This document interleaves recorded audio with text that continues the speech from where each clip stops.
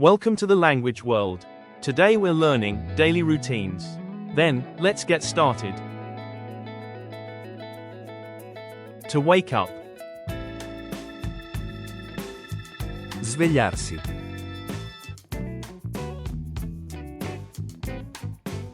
To get up.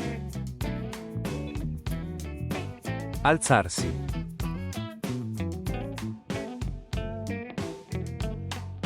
To brush teeth.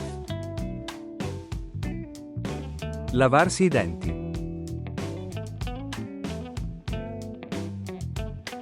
To wash face.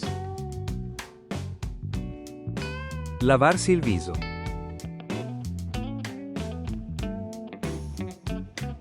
To have breakfast. Fare colazione.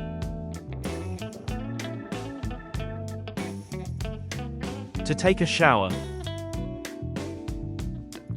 Fare la doccia.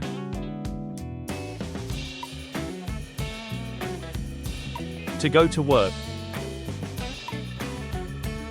Andare al lavoro.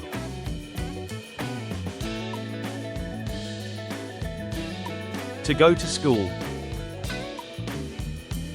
Andare a scuola.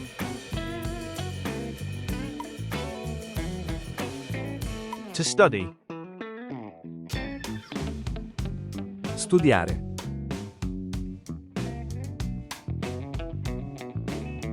To work. Lavorare.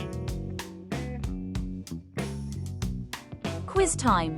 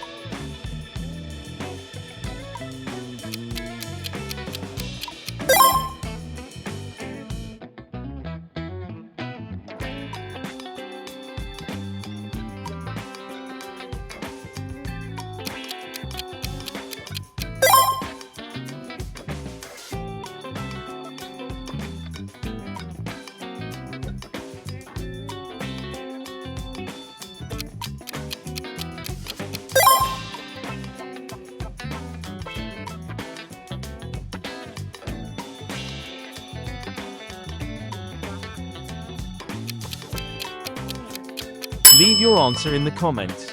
Thanks for watching. Don't forget to subscribe to our channel to learn more languages. See you in the next videos.